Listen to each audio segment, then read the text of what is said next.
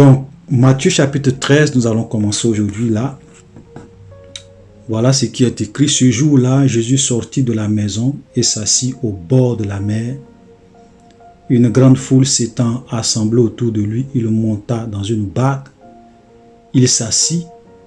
Toute la foule se tenait sur le rivage et il leur parla en parabole sur beaucoup de choses et il dit. Vous voyez, quand on lit ça, on voit que Jésus n'a pas grand-chose à voir avec, avec nos prophètes, nos pasteurs d'aujourd'hui, qui prennent souvent le micro, qui sont excités derrière le micro, qui crient, pour enseigner la parole de Dieu. Vous voyez, Jésus, il était un véritable enseignant. Son objectif, ce n'était pas de changer sa voix pour impacter les gens, de crier, vociférer pour impacter des gens. Il s'assoit comme un père de famille, il s'assoit et il commence à enseigner. Simple. Vous voyez, c'est-à-dire quand vous voyez cette image, je ne dis pas que c'est vrai, il arrive, on peut se mettre debout et puis prêcher, on peut se mettre sur une chaise et puis prêcher avec un micro, il n'y a rien de mal en cela. Mais je dis, quand vous lisez un tel passage, vous voyez que Jésus, ce n'est pas tout le temps qu'il était debout et qu'il prêchait. Souvent, il pouvait s'asseoir et puis enseigner les gens simplement, les amener à comprendre la parole de Dieu. Aujourd'hui, quand on écoute beaucoup de prédicateurs, on a souvent l'impression qu'ils essaient d'impressionner les gens dans leurs prédications. Il faut qu'ils changent leur voix. Il faut qu'ils adoptent une certaine posture. Jésus n'était pas comme ça. Jésus n'était pas comme ça. C'est pas le fait que tu changes ta voix qui va faire que ton message aura un impact sur le cœur. C'est pas le fait que tu vocifères que ton message aura forcément un impact sur le cœur, non? Tu peux prêcher la parole de Dieu assis comme un père de famille, comme Jésus le faisait, être assis sur une barque et puis prêcher la parole de Dieu. Et l'Esprit de Dieu va toucher les cœurs. Voilà. Et donc, quand vous le voyez, ce genre de choses, c'est là que vous voyez comment Jésus était et puis comment nos soi-disant prophètes et pasteurs aujourd'hui sont. Souvent, c'est la nuit et le jour. Voilà. Je ne dis pas qu'on ne peut pas... Il y a des moments où Jésus prêchait, il était debout. Voilà, donc ce n'est pas le fait qu'on est debout, ce n'est pas ça mon problème, mais je vais dire, Jésus était plus préoccupé par le fait de véhiculer un message que par le fait d'impressionner les gens par son message. Vous avez des gens aujourd'hui, vous avez beaucoup de prédicateurs qui cherchent à impressionner les gens par leur message. Ce n'est pas la vérité qu'ils prêchent qui les intéresse, ils veulent impressionner. Ils veulent que les gens viennent dans leur église, ils veulent avoir de l'influence, ils veulent drainer du monde. Jésus n'était pas intéressé par drainer du monde. C'est pour cela qu'il guérissait des gens et puis il leur disait, ne dites à personne que c'est moi qui vous ai guéri. Parce que ce n'était pas la foule qui l'intéressait. Voilà. Ça, c'est le Jésus que nous servons, que nous suivons. Notre maître et notre modèle. Voilà. Donc, il va s'asseoir. Voilà. Il va monter dans une barque. OK. Dans une barque. Il va s'asseoir. Et la foule était là. Il va commencer à prêcher. Il va commencer à leur parler. OK. Donc, verset 14, il dit, il va leur parler en parabole.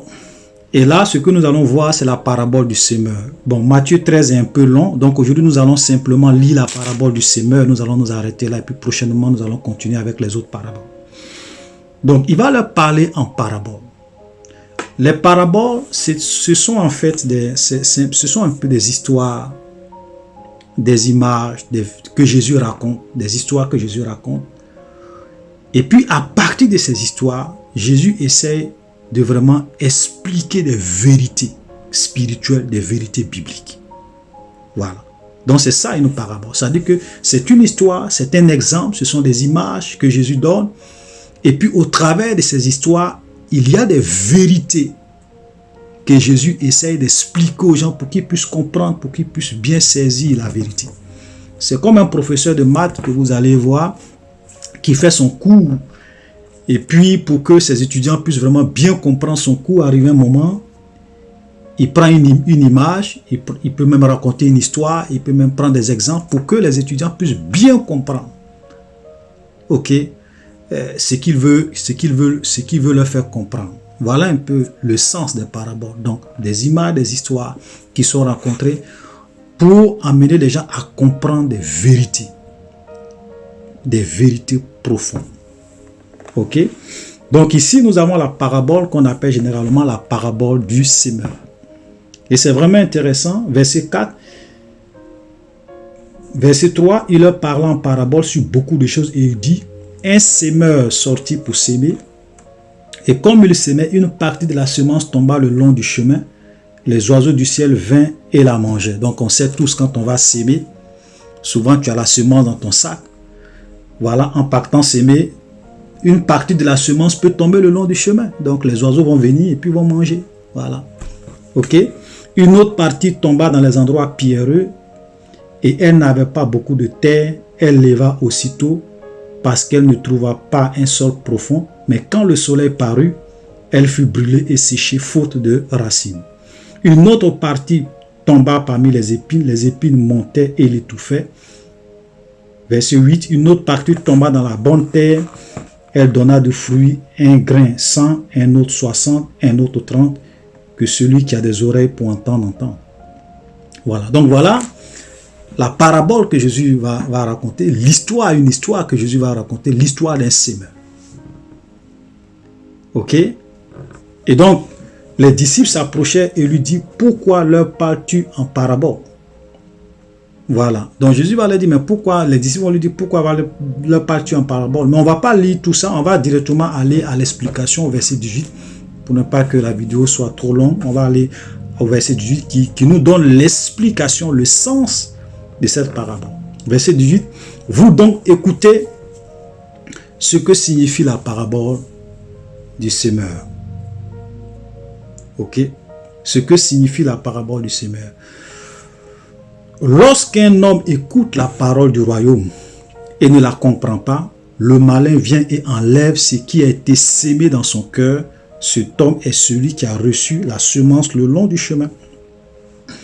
Donc, cette histoire que Jésus va rencontrer, en fait, ça représente les 4 types de personnes qui souvent entendent l'évangile. On peut même dire les 4 types de chrétiens qui vont à l'église et qui vont écouter la parole de Dieu tous les dimanches, tous les jours.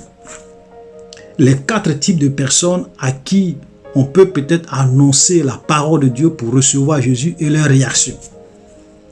Voilà, donc ces 4 types de semences-là, ou bien les différentes parties dans lesquelles la semence va tomber, représentent 4 types de cœurs, 4 types de personnes. Ok?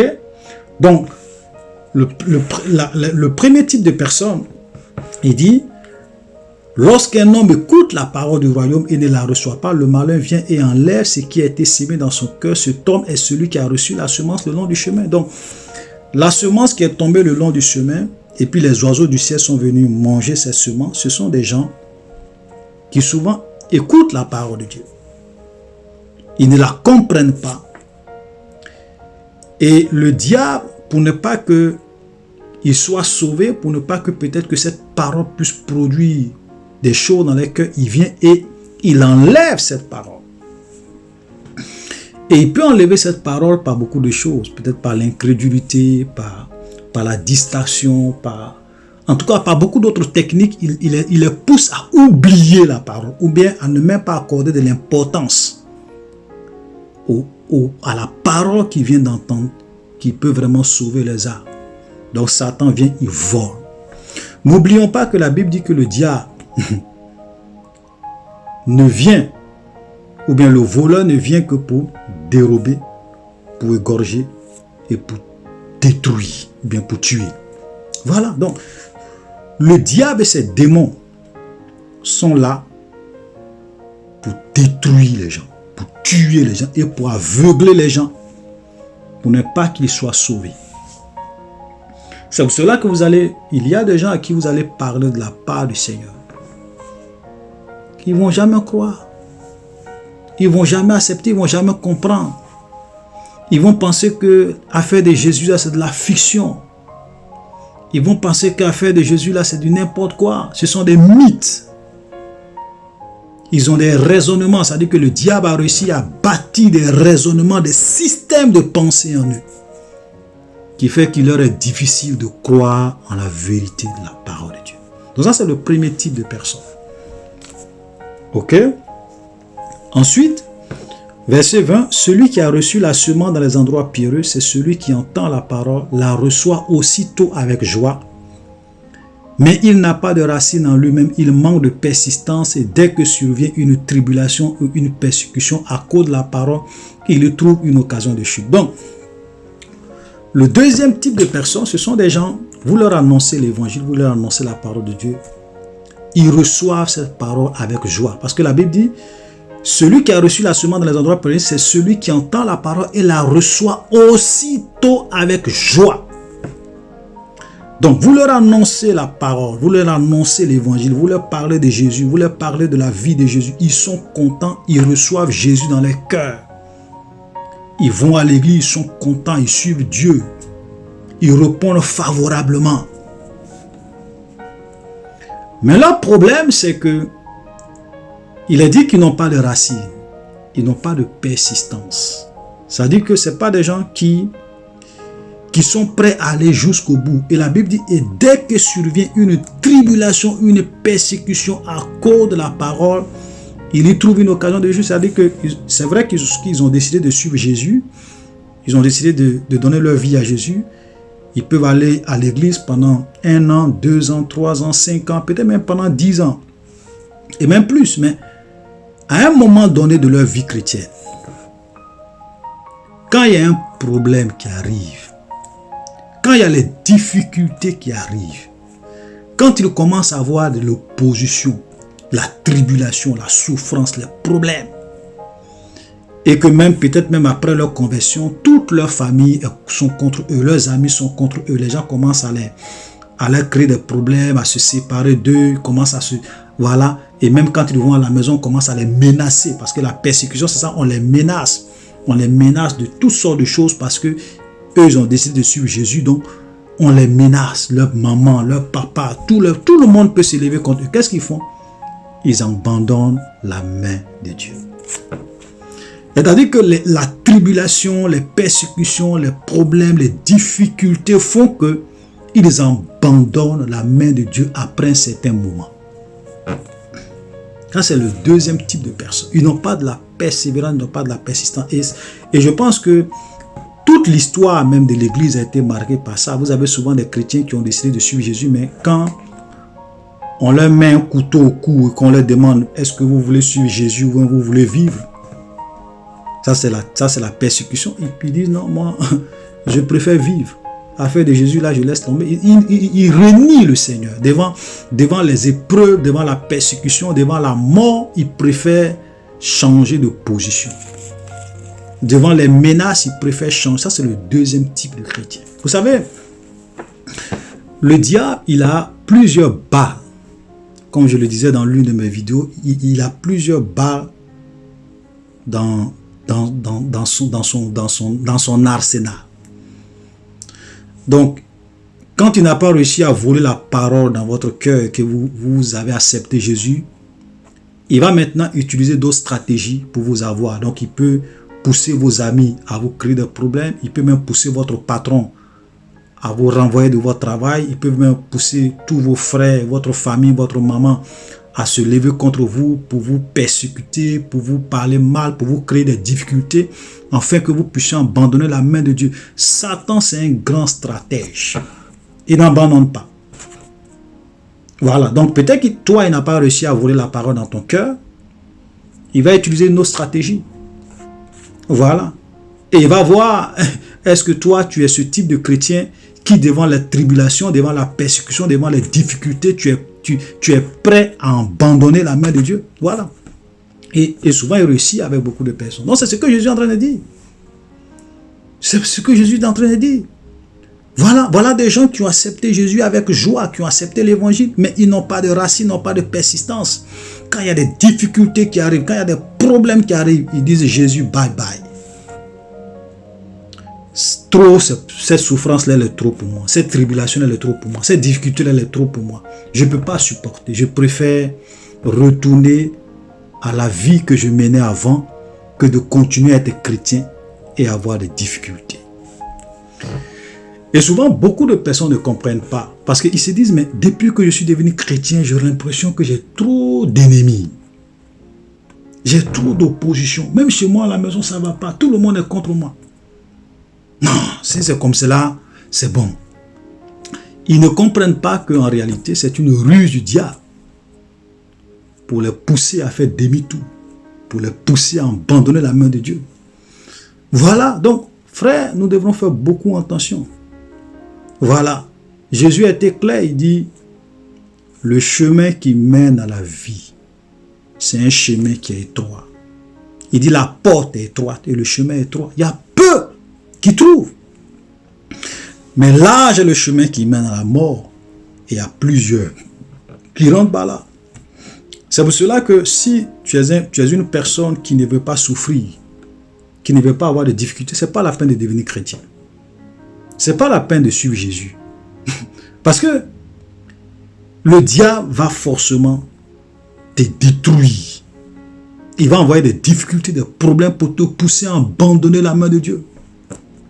Si tu es une jeune fille, peut-être, tu dis non, moi je ne veux pas avoir de copains, je ne veux pas avoir de copines, je ne veux pas peut-être me compromettre contre les jeunes filles de mon âge. Peut-être même ce sont des parents même qui vont se lever contre toi. Pour dire, ok, comme tu ne veux rien faire, ok, maintenant, moi je ne te donne plus rien. Ta scolarité, tu vas t'en charger, tes études, tu vas t'en charger, ta pommade, ton argent de poche, moi je ne te donne plus rien. Et tout ça, ce sont des stratégies, des plans du diable pour te pousser à abandonner la main de Dieu. Voilà. Donc voilà le deuxième type de personne. Verset 22, celui qui a reçu la semence parmi les épines, c'est celui qui entend la parole de Dieu, mais en qui les soucis du siècle, la séduction des richesses étouffent cette parole et la rendent infructueuse. Voilà. Donc il y a aussi des gens, vous leur annoncez l'évangile, ils reçoivent la parole. Ils décident de suivre Jésus, d'être chrétiens, voilà, de donner leur vie pendant 1 an, 2 ans, 5 ans, 10 ans, 15 ans, peut-être même plus. Mais qu'est-ce que le diable fait? Regardez, la Bible dit, mais la Bible dit, celui qui a reçu la semence parmi les épines, c'est celui qui entend la parole, mais en qui les soucis du siècle. Donc les soucis, le problème de la vie. Il est là, il pense, il a tous les tifs, tout est mélangé autour de lui. Il pense, il pense, il pense, il pense. Et les soucis font que la parole qu'il a reçue, cette parole-là, s'étouffe. Il est prêt à aller vivre dans la compromission. Il est prêt à aller vivre dans le péché. Pour avoir peut-être de quoi manger. Pour peut-être s'en sortir. Aller vivre dans le mal. Pour pouvoir s'en sortir. Donc, à cause des soucis de la vie, il abandonne la main de Dieu. Voilà. Quand ce ne sont pas les soucis, regardez, on dit la séduction des richesses. Vous savez, il y a des gens, quand ils sont pauvres, ils sont attachés au Seigneur. Vous les voyez prier, jeûner, matin, midi, soir, ils sont tout le temps à l'église. Ou même chez eux à la maison, ils servent Dieu, prient, ils chaînent le Seigneur, ils sont humbles, ils sont simples, ils sont vraiment engagés. Pour ce type de personnes, le diable dit, bon, ok, je n'ai pas pu l'avoir avec les soucis de la vie, je n'ai pas pu l'avoir avec la tribulation, je n'ai pas pu l'avoir avec la persécution. Est-ce qu'avec l'argent, je ne peux pas l'avoir? Est-ce que si ce monsieur est riche, est-ce qu'il ne peut pas abandonner la main de Dieu? Est-ce que ce monsieur-là, s'il a beaucoup de biens, et s'il a du travail, si ses affaires marchent, est-ce qu'il ne peut pas abandonner la main de Dieu? Et c'est vrai, parce que vous avez des chrétiens, de la pauvreté, ils sont devenus riches. Leurs affaires ont commencé à prospérer. Ils ont commencé ils ont eu un travail. Ils ont commencé à avoir quelque chose qui leur permettait de vivre, de dépenser. Et quand ils ont commencé à être riches, ils ont abandonné la main de Dieu. C'est eux maintenant qui entretiennent des maîtresses, qui ont des copines, qui ont des filles, qui tombent à gauche, qui tombent à droite, parce qu'ils ont de l'argent. Frère, le diable n'est pas fou. Il va te donner tout ce que tu veux pour que tu ailles un jour à l'enfer avec lui. Il va te donner la richesse, il va te donner la gloire. Il va venir avec la tribulation, il n'a pas pu t'avoir. Il vient avec la persécution, il n'a pas pu t'avoir. Il vient avec les soucis, il n'a pas pu t'avoir. Il vient avec l'argent, les richesses, la gloire, les plaisirs du monde, les filles, le bonheur, en tout cas tout ce que tu désires, il vient, il te propose ça. Peut-être même que la fille que tu as cherchée quand tu n'étais pas chrétien, elle te résistait, elle ne voulait pas. Le jour que tu dis non, moi je veux me baptiser, ou bien quand tu as fini de te baptiser, tu dis moi je veux faire du sérieux avec Dieu. Elle vient et dit me voici. Voilà, je m'offre à toi. J'accepte tes avances. Ça c'est le diable. Mais beaucoup de personnes ne savent pas que ça c'est le diable. Satan, il n'est pas fou. Et donc vous avez beaucoup de chrétiens comme ça, qui ont abandonné la main de Dieu à cause des soucis de la vie. D'autres qui ont abandonné la main de Dieu à cause des richesses de ce monde, à cause de l'argent, à cause de la gloire.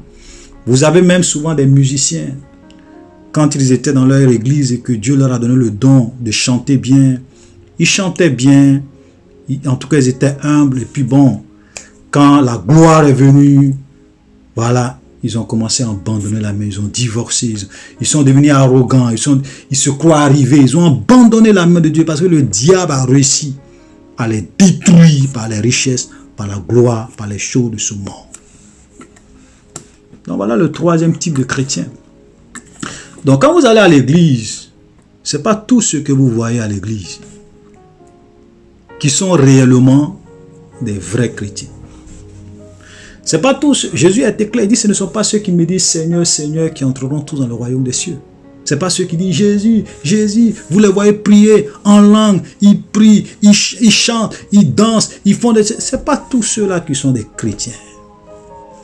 Ce n'est pas tous ceux-là, si vous voulez, qui vont aller au ciel. Moi, je ne suis pas en train d'accuser les gens, je prêche ce que la Bible dit. Donc vous avez 4 types de personnes. Ceux qui reçoivent la semence le long du chemin, ceux qui reçoivent la semence dans les endroits pierreux, et ceux qui reçoivent la semence dans les endroits où les semences étouffent, la parole, les épines étouffent cette semence. Voilà. Et vous avez le dernier groupe de personnes, dans Matthieu 23, il dit, celui qui a reçu la semence dans la bonne terre, c'est celui qui entend la parole et la comprend, et il porte du fruit, un grain en donne 100, un autre 60, un autre 30. Donc, le dernier type de cœur sont des gens qui acceptent Jésus, qui entendent la parole, qui la reçoivent avec joie, mais qui sont déterminés à aller jusqu'au bout. C'est-à-dire que même quand le diable vient pour voler la parole, il ne peut pas.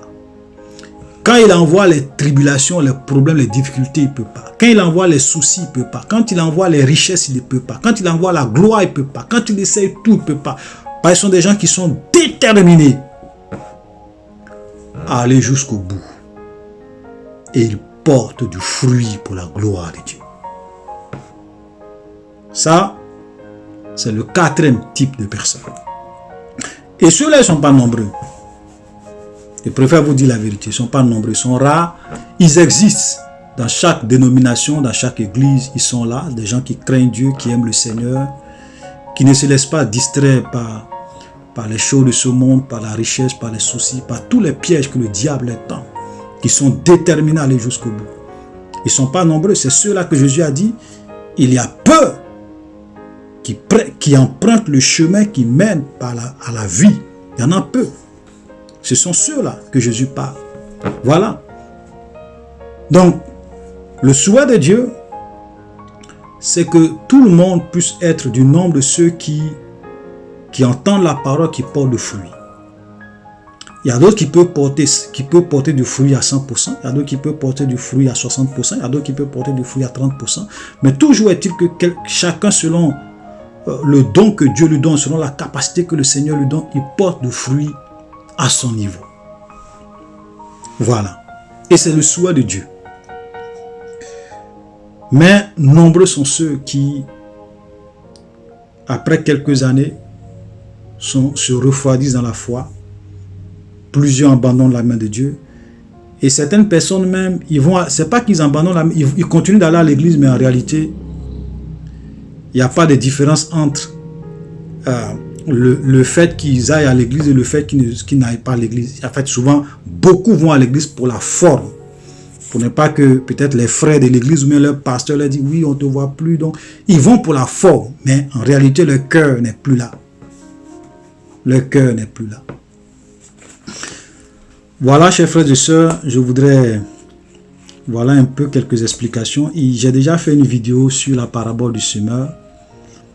Voilà, j'ai déjà fait une vidéo sur la parabole du semeur. Donc, pour ceux qui veulent, je vais mettre le numéro de la vidéo. Pour ceux qui veulent avoir plus d'explications, plus de détails, voilà, vous pourrez déjà aller écouter cette vidéo-là. Maintenant, nous allons continuer. Comme nous avons encore du temps. 24, il leur proposa une autre parabole et dit, le royaume des cieux est semblable à un homme qui a sémé une semence dans son champ. Mais pendant que les gens dormaient, son ennemi vint, séma de l'ivraie parmi le blé, s'en alla. Lorsque l'herbe eut poussé et donné du fruit, l'ivraie parut aussi. Les serviteurs du maître de la maison vinrent lui dire, Seigneur, n'as-tu pas sémé une bonne semence dans ton champ? D'où viens-tu qu'il y a de l'ivraie? Il leur répondit, c'est un ennemi qui a fait cela. Et les serviteurs lui disent, veux-tu que nous allions l'arracher?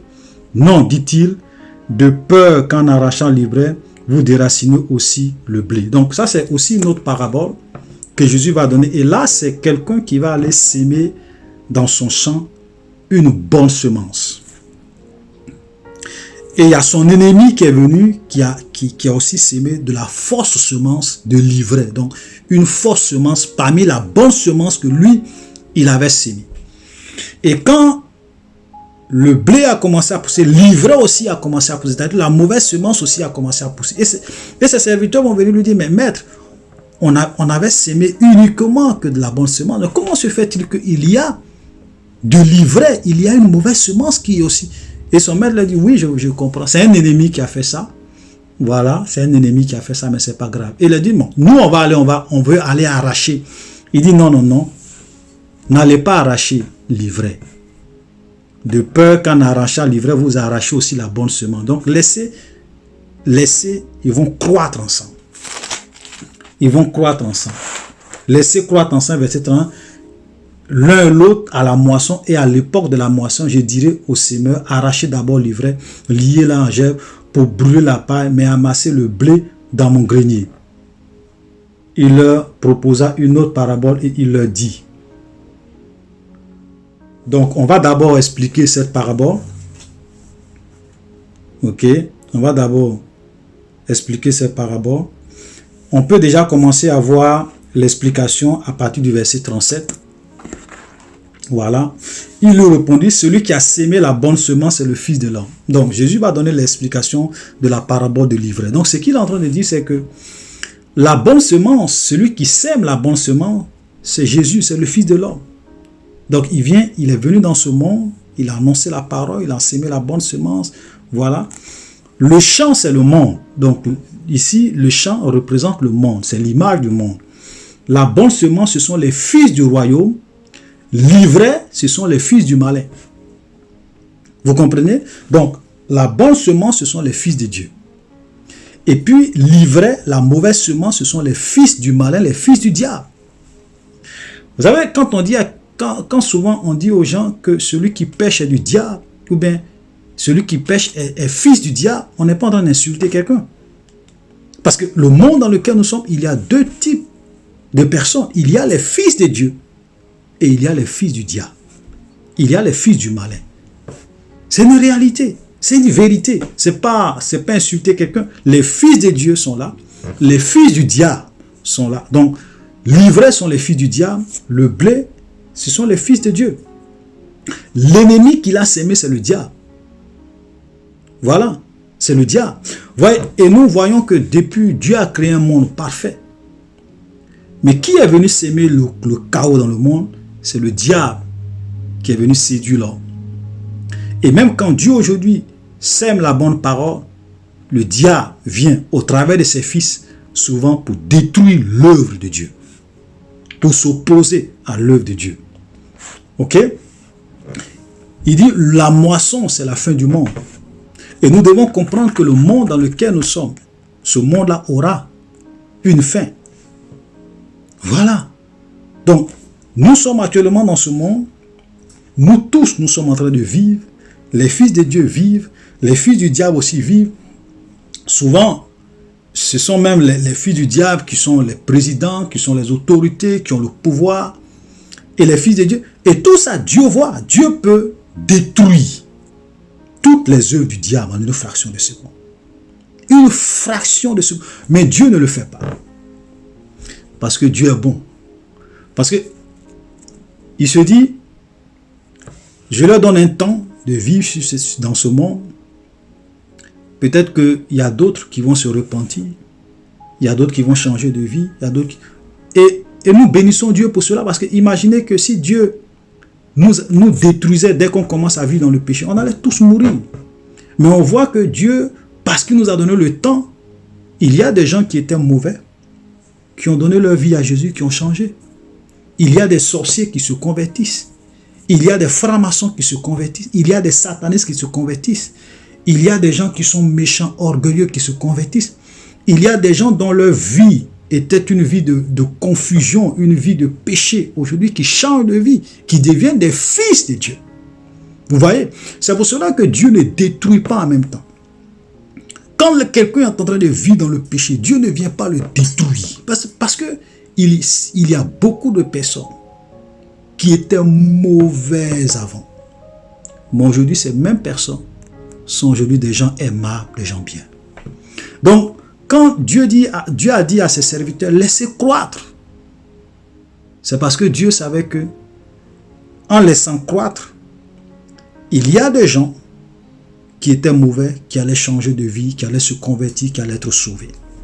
C'est pour cela que Dieu ne détruit pas. Parce que imaginez que si Dieu disait que dès que quelqu'un pêche, il faut qu'on le punisse, il faut qu'on le juge. Je pense que peut-être nous tous, on allait être à l'enfer. Parce qu'on est nés tous pécheurs. Vous voyez, c'est ça la sagesse de Dieu. C'est pour cela que quand il y a des choses que tu ne comprends pas, n'accuse jamais Dieu. Parce que Dieu a toujours raison. Et quand il prend une décision, il sait pourquoi. Peut-être que toi, tu peux ne pas comprendre. Mais Dieu sait la finalité de toutes choses. Alléluia. Voilà. Donc, il dit, la moisson, c'est la fin du monde et les moissonneurs, ce sont les anges. Or, comme on arrache l'ivraie et qu'on le jette au feu, il en sera de même à la fin du monde. Le Fils de l'homme enverra ses anges qui arracheront de son royaume tous les scandales et ceux qui commettent l'iniquité. Ils les jetteront dans la fournaise ardente où il y aura des pleurs et des grincements de dents. Alors les justes resplendiront comme le soleil dans le royaume de leur Père. Que celui qui a des oreilles, excusez-moi, entend. Voilà ce que Jésus est en train de dire. Donc, ça veut dire qu'à la fin de toutes choses, et le monde dans lequel nous sommes, Dieu va mettre un jour fin à ce monde. Le monde n'est pas éternel. Et ne pensons pas que c'est quand tout le monde va mourir qu'il y aura la fin du monde. Non, Dieu a un chronogramme. Et Dieu a un temps. Et l'horloge de l'humanité est entre les mains de Dieu. Dieu a fixé une année, il a fixé un temps où il va mettre fin à ce monde. Personne ne le connaît. Personne ne connaît ce jour. Personne ne peut dire que c'est en 2020. Personne ne peut te dire que c'est en 2030. Personne ne peut te dire que c'est en 2040. Personne ne sait le jour où Dieu va mettre fin à ce monde. Mais Dieu seul sait. Et donc nous sommes en train de vivre. Peut-être que demain, Dieu peut accélérer les choses et tout va finir. Peut-être que dans 10 ans, dans 20 ans, beaucoup de choses peuvent se passer. Mais toujours est-il que nous devrons mettre en tête que ce monde aura une fin et tous les hommes vont être jugés par Dieu. Voilà, chacun va répondre à ses actes. Les fils du diable aujourd'hui, qui se laissent tromper par le diable, qui sont dans la franc-maçonnerie, qui sont dans les sciences occultes, qui sont dans le péché, dans la fornication, dans la pornographie, dans toutes sortes de choses, ils vont répondre les actes. Peut-être qu'ils ne le savent pas, mais la vérité c'est que le diable c'est un menteur. Satan est en train de leur blaguer, Satan est en train de les tromper, et c'est au dernier jour qu'ils vont se rendre compte s'ils ne se repentent pas. Voilà, et la Bible dit que tous les scandales et ceux qui commettent l'iniquité, tous ceux qui vivent dans le péché vont être arrachés du royaume. Voilà la vérité. Frère, vous voyez, ce qui va faire que, et comme j'ai l'habitude de le dire, ce qui va faire que beaucoup de personnes vont aller à l'enfer, c'est quoi? C'est le péché. C'est le péché, l'iniquité. C'est pour cela que la sainteté, la pureté doit être l'un des messages centraux dans toute église véritable. Quand vous êtes dans une église où on ne fait que prêcher sur la prospérité, quittez cette église. Si vous êtes dans une église où on ne fait que prêcher sur des choses qui n'ont rien à voir avec la crainte de Dieu, avec la sainteté, avec la pureté, ou matin, midi, soir, vous prêchez des choses qui ne vont pas compter au dernier jour, quittez cette église. Frère, je l'ai dit, j'ai dit, c'est pas parce que tu es pauvre que Dieu va t'envoyer à l'enfer. Voilà. C'est pas parce que tu es riche que forcément tu vas aller au paradis. Mais aujourd'hui, on remarque que ce que les pasteurs ou même beaucoup de faux prophètes passent leur temps à prêcher aux enfants de Dieu, c'est quoi?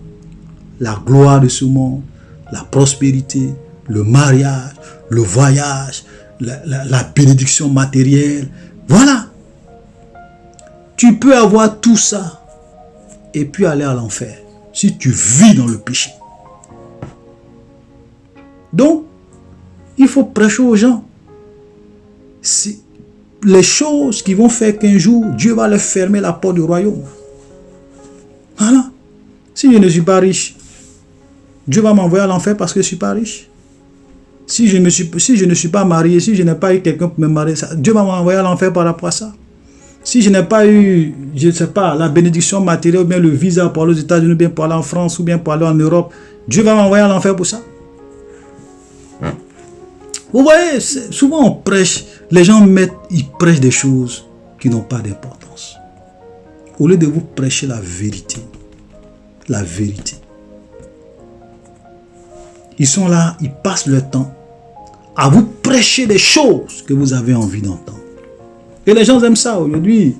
Les gens préfèrent aller dans les églises où on leur dit des paroles agréables, douces. Tu vas prospérer, amen. Tu seras béni cette année, amen. Dieu va t'élever, amen. Moi, je n'ai pas besoin qu'on me dise Dieu va me bénir. Je n'ai pas besoin qu'on me dise tu seras prospère. Je n'ai pas besoin qu'on me dise tu vas voyager. Je n'ai pas besoin de ça. Parce que si je crains Dieu, ça sera automatique.